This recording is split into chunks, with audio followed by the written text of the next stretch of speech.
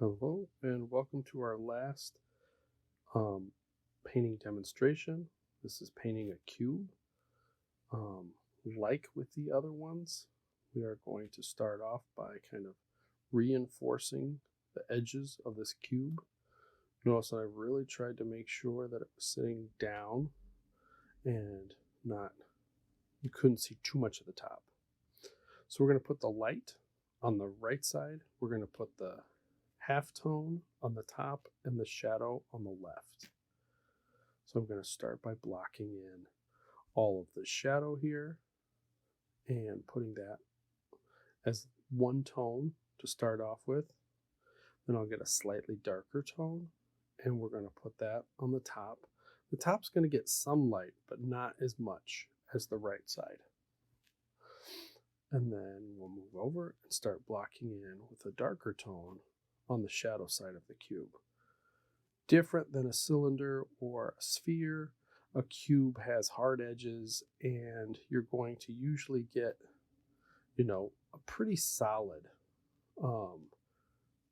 value on each side.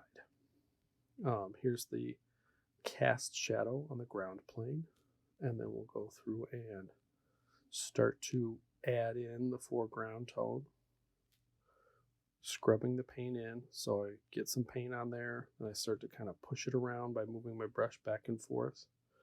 You want to be careful not to push too hard and scrub too much with your brushes, especially if they're bristle brushes.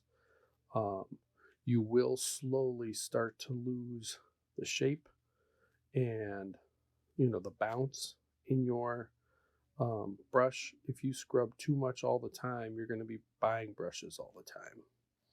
Some artists do use that as their main technique, but they also buy a lot of brushes. Again, you can see me kind of drawing the line at the bottom of the cube. I've got my brush turned to the side so I can get a nice thin line. We're going to kind of even out this tone here on this side of the cube. I'm going to bring one tone right next to the other, cleaning off the brush here to get some paint off. Then I can make some highlight adjustments really quick and add that to it.